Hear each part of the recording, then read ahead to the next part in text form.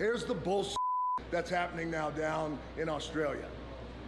Cody Rhodes and his little girlfriend, Seth Rollins, are gonna go on the Waller effect. Here's the thing. I need you and this goof holding the camera and this one holding the microphone over here. I need all of you guys to make sure that Perth knows some bullshit happening. And if those... Hey, we got Hill Rock back, baby. We got Hill Rock back, and it's gonna be a good time. A lot of questions. I got some questions for you. We're gonna get some answers today. TBP is live. Let's go.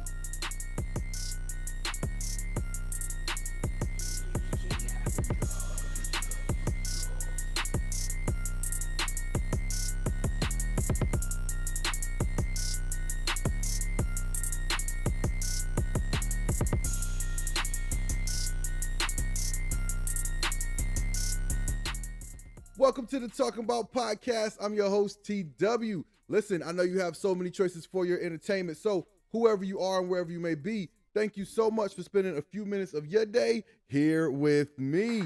Give it up for yourselves. Come on in and hang out with your boy. Real quick before we get started, please consider hitting the subscribe on the YouTube channel. Hit the like button on the video. And listen, everybody who hops in here, hit that like button at least one time. And the best thing you could do if you want to help out the channel, share the video. Tell a friend to tell a friend. Let's bring more people into the conversation and let's get to it. So, what's everybody talking about? Well, the road to WrestleMania. And the road to WrestleMania is getting a little bit more clear. We had some confusion. There was some back and forth. Cody won the Royal Rumble. Was Cody supposed to win the Royal Rumble? Was CM Punk supposed to win the Royal Rumble? Was CM Punk supposed to face Seth Rollins at WrestleMania? Is Drew McIntyre going to face Seth Rollins at WrestleMania? What's going to happen to The Rock? Is The Rock going to face Roman Reigns at WrestleMania? So many questions we got to figure out, and we need to know. We need to know. But we're starting to get a little more clarity after that confusion, okay? We know that Roman versus Cody is going to be the match, right? If Roman versus Cody is not the match, then the streets of America will be flooded with the tears of the Cody Crybabies. You guys have shown yourself to be a very strong and powerful group. So congratulations to you. You are going to get what you want, you losers. No, I'm just kidding. We're all fans. We all got passionate about it. If Cody's your guy, good for you. But in the lead up to getting Cody versus Roman established as the main event match for WrestleMania, we had this press conference, right? And at this press conference, Seth Rollins looked like a fish out of water. He looked like somebody who did not belong up there with all those main eventers. And it really looked like Seth Rollins was getting buried to no end. But as this is coming around, it actually looks like Seth is being positioned to be elevated. I know that sounds crazy, but Seth might actually be in position to be getting elevated right now. And the reason why is because Seth's not going away. Seth, again, looked like he didn't belong. He was there standing as Cody was talking to Roman, and Roman called him little bro. He said something like, "Get this bum off my stage." And Seth Rollins just standing there looking like a sad, sad puppy. But that sad, sad puppy is not going away, because on Monday Night Raw, Cody Rhodes came out and he was having his interview, and then Seth Rollins came out, and then Seth Rollins made another impassioned pitch to Cody Rhodes to please include me. No, he didn't say that. But what he did say is that he's now behind Cody Rhodes. He now supports Cody Rhodes in his quest to take everything from Roman Reigns, because Seth Rollins recognizes that. You know why? Because deep down in Seth Rollins' heart, he is a hater. Give that man some love. I got love for the haters.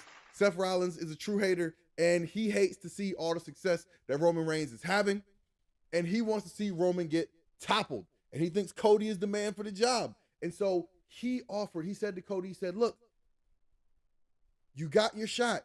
You won the Royal Rumble, and you got another shot at Roman Reigns, but what's going to be different this time? And you know what? That was a great question. Because if you're Cody Rhodes, what is going to be different this time? What reason do we have to think this time would go any different than the last time. He laid out the whole case as to why and this was the money line, he said Roman Reigns, he became a monster. I told him everything he knows and all this other stuff. But he said, this time you got to go against Roman Reigns and The Rock.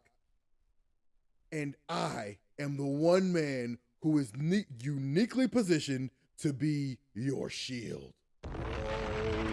Whoa. Bars. Yo, I gotta say, Seth has been hitting on the promos lately, man. Seth has been hitting on the promos. I think Seth gets bored sometimes when they just give him stuff to do. And it takes Seth getting jabbed a little bit to come back with his best stuff. But when Seth is on, man, he is an outstanding promo. Seth really is an outstanding promo. Like, he brings the heat. He the last couple of weeks, really campaigning to get himself back in the mix with these main events. He's really brought it. So I got to give Seth his credit. And again, where it looked like he was being buried, I think now he has all new life. Because we got the Elimination Chamber coming up, right? By the time you hear this, you may have already watched the Elimination Chamber, but we know that Seth Rollins and Cody Rhodes are going to be on the Grayson Waller effect, right? And again, they're keeping Seth next to Cody for a reason. As a matter of fact, on Monday Night Raw, Cody Rhodes lost the match. If you can believe it, Cody Rhodes lost the match, but the way he lost it, they painted the picture that was so similar to last year at WrestleMania. He was about to give the crossroads to Drew McIntyre, and then Solo pops up on the apron, gives Cody the deadly thumb, and Cody ends up losing the match, right? Same way it played out at WrestleMania. In the trainer's room, Cody's sitting there looking dejected, looking hurt, and Seth looks in there Seth walks in there and gives Cody a look that says, I told you so. He gives him a look that says, I told you so. And now we're going to get Seth and Cody on the Grayson Waller effect. And I have a feeling they're going to challenge The Rock and Roman Reigns to a tag team match at night 1 of WrestleMania, which, listen, I think that could be cool. But if you're Seth Rollins and you've always wanted to main event WrestleMania, how does this help you? How does this help you if you're Seth Rollins? I mean, there's a chance, right? That Seth and Cody and Roman could end up pulling 2 nights of duty at WrestleMania. The main event of night 1 might be Roman and The Rock versus Seth and Cody. And then the main event of night 2 would be Cody versus Roman. Now, if that's the case and you're Seth Rollins and you want it to main event, you're still not main event. I mean, you are, but you aren't, right? Like, you're one of 4 people in a tag team match. Whereas previously, you were going to get that night 1 spot to yourself with CM Punk.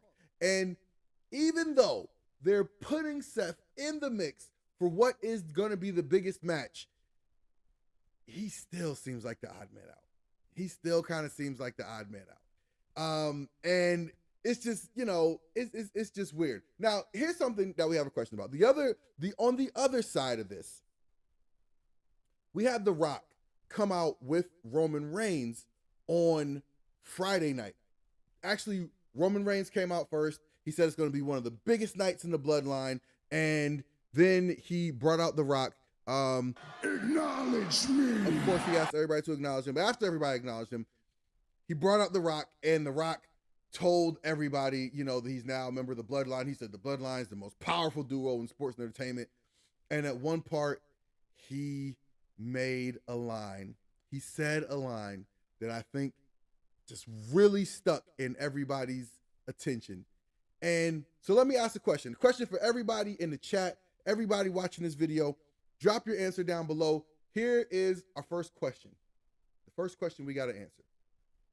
Is The Rock going to betray Roman Reigns? That is our question. Is The Rock going to betray Roman Reigns? We need to know. We need to know. Put your answer down in the chat below. We need to know, is The Rock going to betray Roman Reigns? Now, me personally, I don't think these are Easter eggs. Okay, so the things that people pointed out and said were Easter eggs, I think they're making something out of nothing. I think they're looking for some stuff. The things that people thought were a little something, a little sign during Rock's promo, he's cutting his promo and he's, looking over here to the crowd, looking over here to the crowd, looking over here to the crowd, looking over here to the crowd. And at one point he says The Rock's going to do everything in his power to make sure you walk out of WrestleMania exactly what you are, which is a loser. Now, when he said that, he happened to be pointing to the same side of the ring that Roman Reigns was on. Now, if you let the internet tell it, The Rock was looking dead at Roman Reigns, and Roman just couldn't tell because he had on glasses, and Paul Heyman caught it, but nobody else caught it. And I am calling shenanigans. I'm calling shenanigans because I listen, I think this is people making something out of nothing. I think this is people fishing for something. And I know that one of the hallmarks of Triple H's tenure as the head of creative has been little tiny hints and little breadcrumbs, little Easter eggs, if you will, leading to bigger parts of the story. You'll see two people talking in the foreground, and then over their shoulder, there'll be a person in the background talking to somebody else, which ends up being a hint to a bigger part of the story coming up. Another thing that people are pointing to is at the end of Rock's promo, when he said, if you smell what the bloodline is cooking, and everybody threw up the ones, The Rock threw up his one kind of like this, right? No, like this, right? He threw it up like this. And what was everybody saying? They said The Rock was throwing up an L. He said The Rock was throwing up an L because that was a symbol that he was going to betray Roman Reigns. And I'm like, emotional damage. I get it. I understand. We're still weeks away from WrestleMania, and there wasn't a whole lot of juice in the dirt sheets this week, and y'all need something to talk about, right? Super Bowl has come and gone, and y'all just need something. Y'all need something to keep the interest going, keep the conversations going. But this ain't it, man. Y'all are fishing in a sandbox, right? Y'all are fishing for fish in a sandbox. I don't think there's anything here. Now, I will say this. I do think that we're eventually going to get Rock versus Roman. But the way that I see this playing out will be something to the effect of Roman's going to lose the title to Cody at WrestleMania, either at WrestleMania or later. By the way, I just got to say, if Cody loses again at WrestleMania, oh my God. Oh, the excitement that you will see. I may come on this pod and spontaneously combust, okay? I may burst into flames of happiness because nothing would make me more happy than to see all the Cody crybabies just, oh God, going crazy, losing their minds because Cody Rhodes lost one more time. If I could, listen, if I could just get that in my life, I'll be a happy, happy man. I would be a happy, happy, happy man if I could see the Cody crybabies just lose and just cry one more time. Oh my God, that would be happiness for me. But I do think that Roman is going to lose to Cody at WrestleMania. And I think once Roman loses to Cody, then I think him and The Rock will start to butt heads. I think we'll see little things, maybe even leading up to it, where Roman and The Rock butt heads. Maybe Roman will give Solo an order and Rock will veto it. Or maybe Rock will give Jimmy an order that Roman didn't approve of, and we'll see Roman and Rock butting heads a little bit. One thing I do think has been consistent about, one thing I would say has been consistent about The Rock's character, even dating back to the Nation of Domination, the beautiful thing about the potential for a little bit of character consistency here is that The Rock has never been one to fall in line, right? The Rock has never been one to play second fiddle. So if The Rock's going to be in the bloodline, The Rock's going to lead the bloodline. But how is Roman Reigns going to feel about that? How is Roman Reigns going to feel about that? The man, acknowledge me. The man who has been walking around talking about acknowledge me for 4 years now. How is he going to feel having to take a little bit of a back seat to The Rock? that can't end well. So I can see a lot of situations in which The Rock and Roman Reigns will find themselves a little bit at odds as the time goes on, and eventually Roman and The Rock will come to a head. But there's a million ways you could do it, right? Are you going to have The Rock basically take control of the bloodline from Roman Reigns and then have them turn on Roman and excommunicate Roman?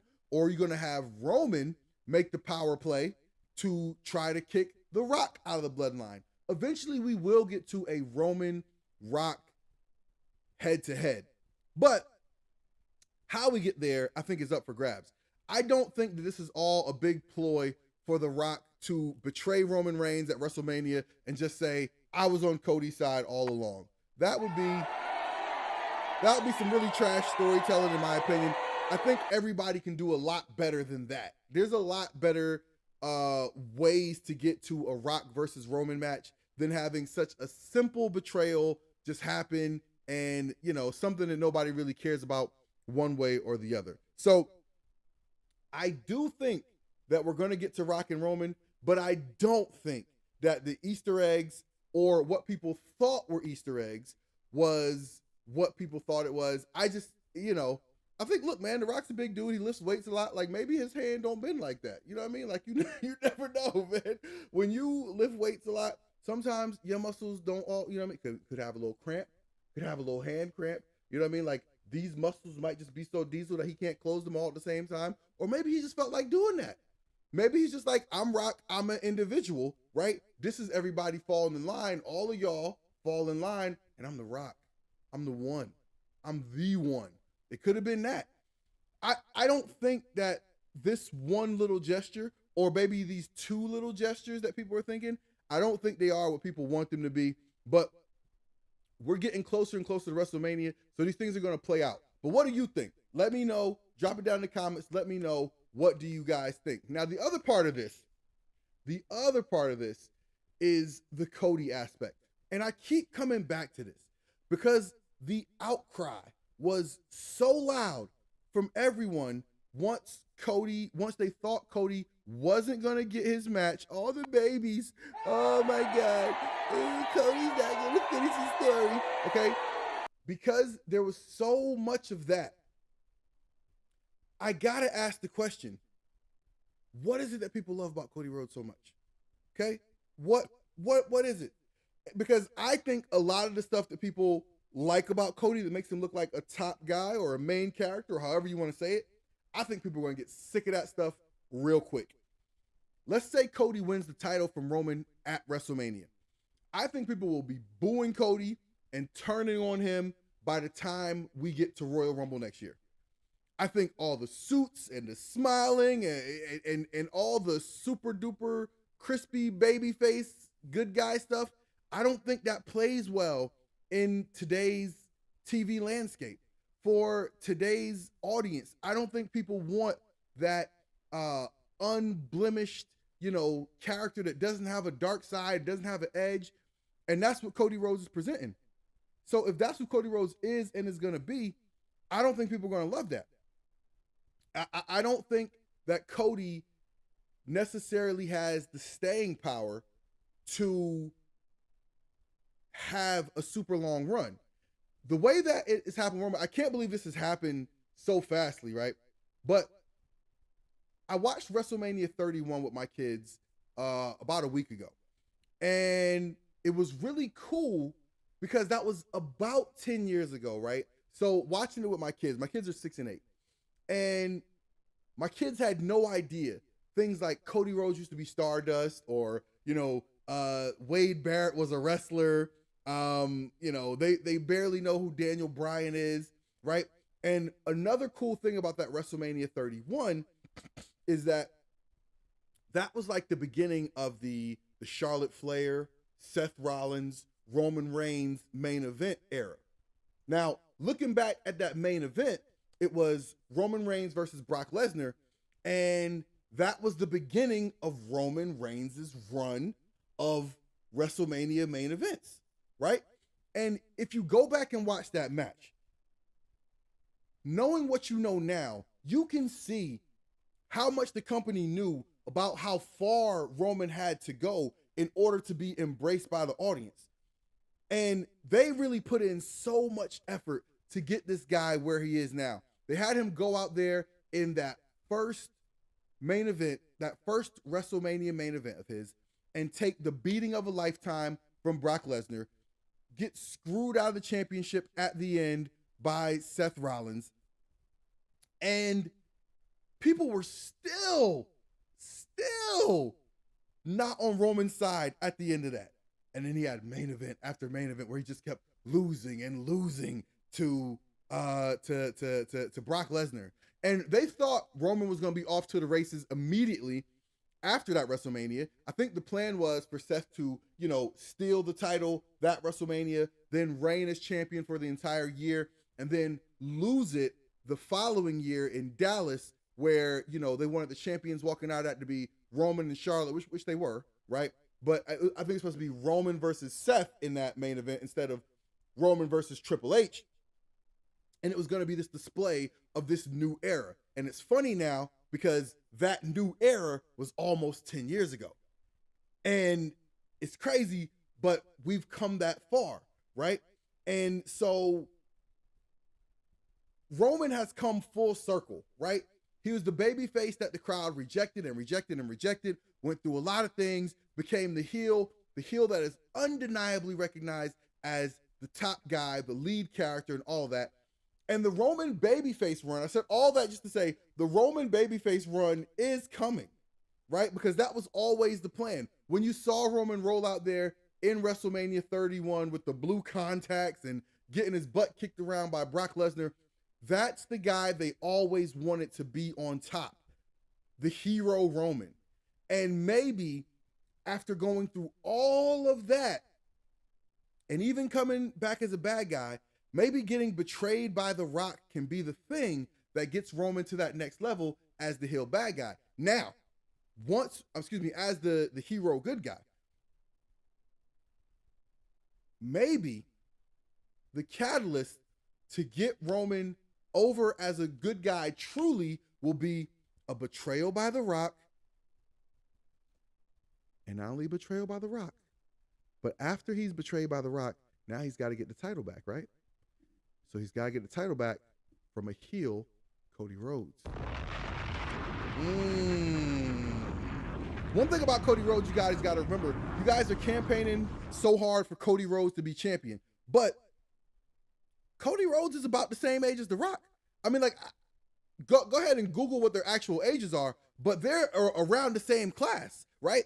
If again, look at that WrestleMania 31, right? They were both slotted where they were supposed to be, right? Like Cody was in the mid card, they were never going to let him up. Roman was in the main event. That's exactly where they wanted him to be. Cody and Roman been at this for about the same amount of time. So if y'all think that Cody is about to have a 10-year run on top, you are sadly mistaken. Sadly mistaken.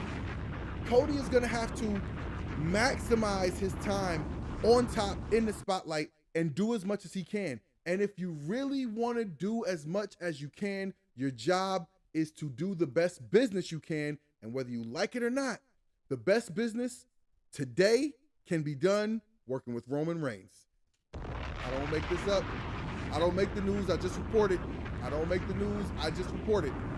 So maybe Cody's grand plan, and maybe this is what will work out best for everyone, is for Cody to win this title, let people get sick of him, turn Cody into a bad guy, and then maybe good guy Roman Reigns can be the one to take the title back off Cody. Maybe the story ultimately is not Cody finishing his story, but maybe it's helping Roman finish his. Let's go. Let's go. Let's go. Listen, if you like what we're doing here, please like, comment, subscribe, hit that notification on the bell, hit that notification bell on the video so that you get notified each and every time we drop some brand new fire content on this page. Ladies and gentlemen, thank you for sticking with me. Give it up for yourselves. Give it up for yourselves. All right, I got another question for you. Has TNA botched the Scott D'Amore firing? Has TNA botched the Scott D'Amore firing? Let me know what you think. Drop your answers down in the comment section below. We're about to talk about it. Let's get to it. So it's been about 2 weeks now since the announcement came out that Scott D'Amore had been fired as the president of TNA Wrestling and was replaced by Anthony Ciccone, whatever. And I think we can safely say at this point that this has been handled horribly, right? The latest news surrounding it was that the talent wrote a letter to Anthem basically saying that TNA, was brought this far by Scott D'Amore and that we want a wrestling person in charge and that we think Scott is the best person from this job. So it's pretty much that that was their last ditch effort to try and, show some love to Scott D'Amore and see if they could persuade Anthem in any way to get back, to bring him back. Then I saw everybody posting hourglasses. And when I saw everybody posting hourglasses, by the way, my first thought was that, hey, hopefully this is some kind of storyline.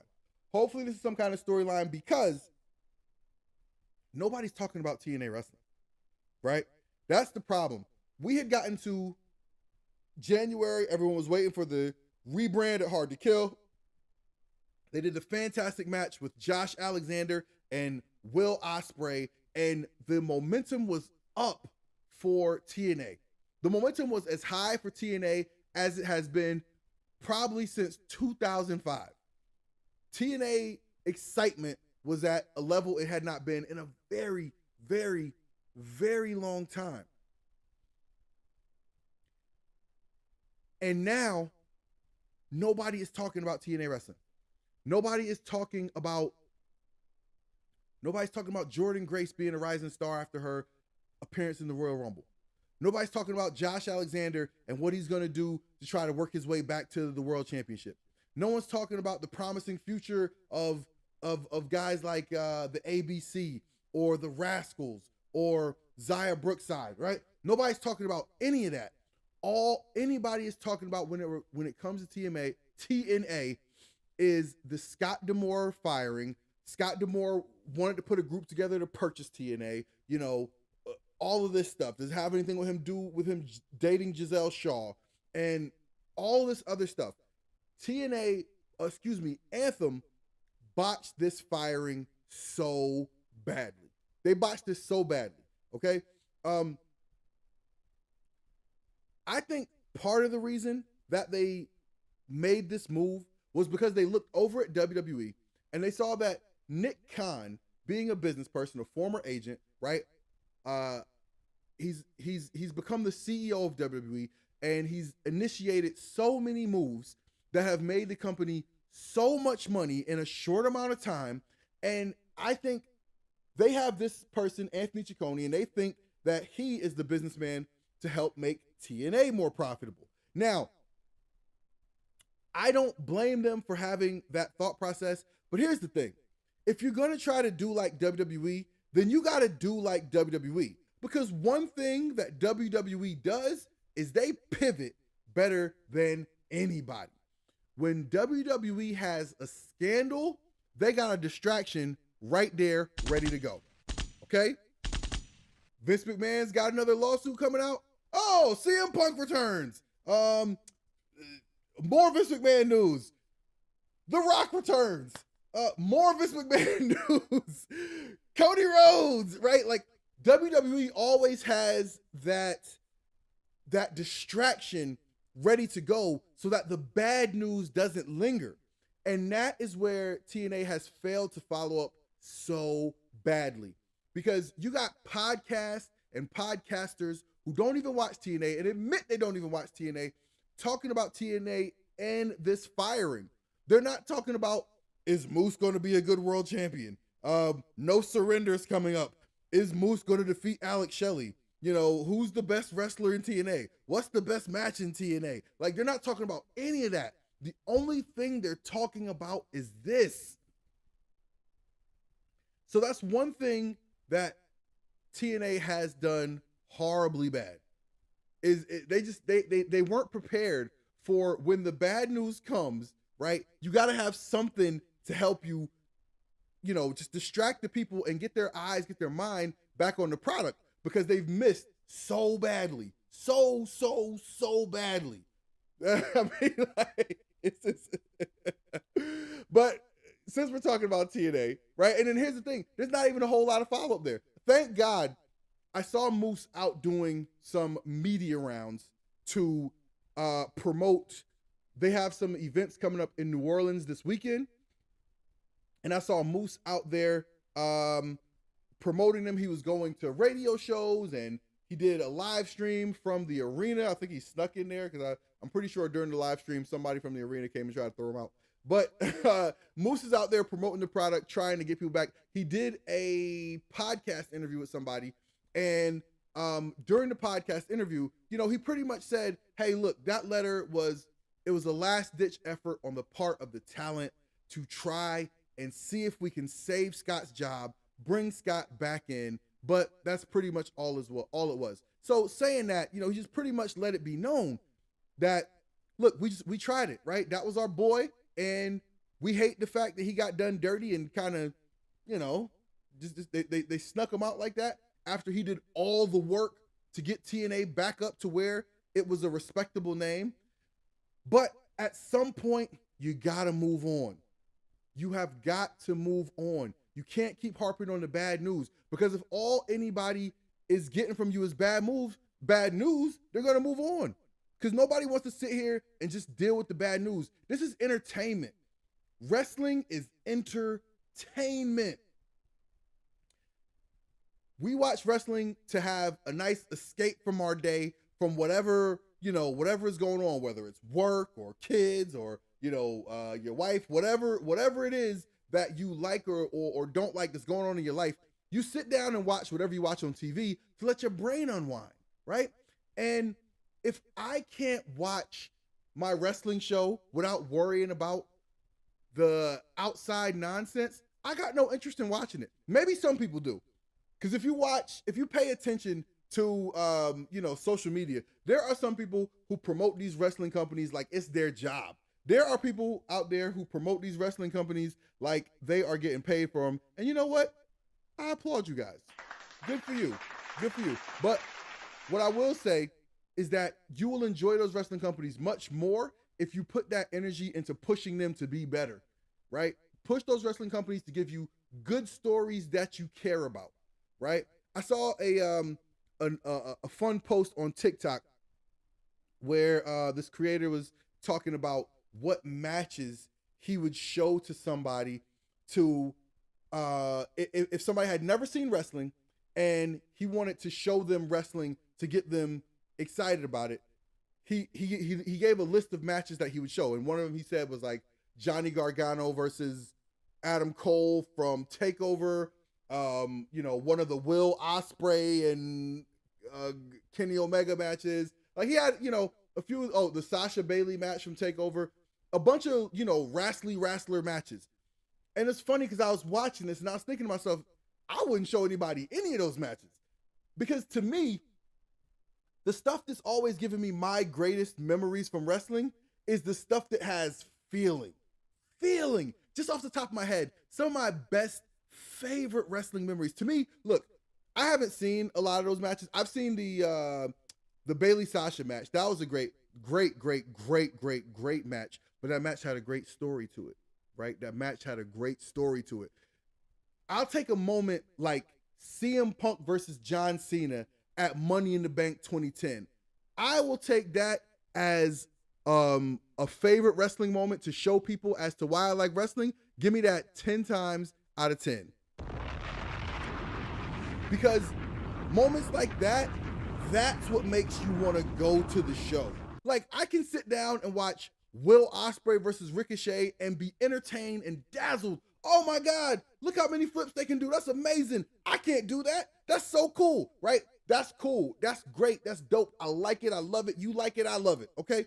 But I would much rather be invested and sitting down and jump out of my seat when Kofi Kingston beats Daniel Bryan to win the WWE Championship. Hear me. Okay, I would much much rather be invested in a story. So all of you people who are, telling these wrestling companies that their poop don't stink, and you're allowing them to just feed you any matches by any people and whatever type of product that they want to, okay? And send these wrestlers to go out there and kill themselves and not give you anything you remember. How much do you guys really remember? And you can tell me, this is an honest question. Go ahead and drop your answers in the chat. How much do you guys really remember these amazing matches that you love? Because I tell you, you know what I remember when I think about my favorite wrestling memories? I remember 18 months of Sting versus the NWO. 18 months of Sting being the hero who disappeared and came back, was talking. Now he's not talking. And now the NWO is taking over. And now he's got to be the hero to bring it all back home. Okay, I remember that. That's what hit in my soul as a wrestling fan. Okay, that's the stuff that made me have to turn it on each and every week and just see what's going to happen next. Rhea Ripley and Charlotte Flair had the best match at WrestleMania last year of the whole weekend. You know how many times I've gone back to watch that match? 0. Would you like to know how many times I've gone back to watch the pre-match video and entrances and introductions for the Cody Rhodes Roman Reigns match? At least 5 times. At least 5 times. You know why? Because that's where all the emotion is. That's where all the emotion is. It's in the story of Cody Rhodes and what he went through to get to that match. It's in the intro. You watch Cody Rhodes come out and walk around the ring and say hi to Brody Lee's kid and pick up his baby. He picked up his baby. Come on. Come on. When that man picked up his baby and kissed his baby, you were like, yo, that's it. That's it. This is happening for this man. He picked up his baby, and then Roman Reigns comes out. They had the piano guy playing, right? And so dramatic. Then he does his slow entrance to the ring, his long ring walk, throws up the ones, everybody's going crazy. Samantha Irvin does her amazing, heartfelt entrance and, her introductions, and the crowd is going crazy. I don't even need to watch the match, because just watching that part right there gave me what I needed. I'm invested. I watched Will Ospreay versus Josh Alexander a couple of weeks ago. It's one of the best matches I have ever seen. That might be the best match in TNA history. Ask me when I plan to go watch that match again. Maybe. Nothing against the match. Again, I told you, great match. Great match. But I have no idea if or when I ever plan to go back and watch that match again. Okay? Because the great matches aren't what necessarily do it for me. Now, I will say this, my personal wrestling watching habits. I do enjoy watching wrestling while I'm doing cardio. I have I have an elliptical, I got a spin bike, and while I'm sitting there, pedaling or, working out on the elliptical, it's cool. I like watching wrestling. It gets me amped up watching wrestling, watching football, watching stuff that's athletic. I do enjoy it for those purposes. But as far as for my entertainment, that gets me mentally excited, great match doesn't do anything for me. Now, whatever you like, you like. And I'm all here for, everybody getting to enjoy wrestling however they want to. I'm never going to knock that. But for me, like I said, I need stories. And bringing this all back to TNA, y'all got to give us some stories. Because right now, the biggest drama that you got is the drama between your company and your wrestlers. And it ain't cute. Okay? It ain't cute. This is not the type of thing that's going to inspire people to want to watch your show, to want to tune in, to want to come out. People not going to go in their pocket, pay their money, drive to the arena so they can sit down and wonder if the network is beefing with the wrestlers. That's not interesting. I mean, like, people don't want your drama, okay? People want to be entertained. So get back to entertaining me, TNA. That's all I want. All right, listen, guys. That's all I got for today. Thank you guys so much for tuning in.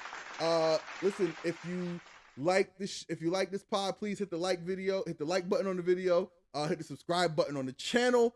So you subscribe to the channel and hit the notification bell so you get notified each and every time we drop some brand new fire content on this page. And if you really like the show, you really want to help out the channel, the best thing you can do is share the content. Tell a friend to tell a friend. Let's bring more people into the conversation. Thank you guys so much for hanging out with me. Until next time, I'm TW. Peace out.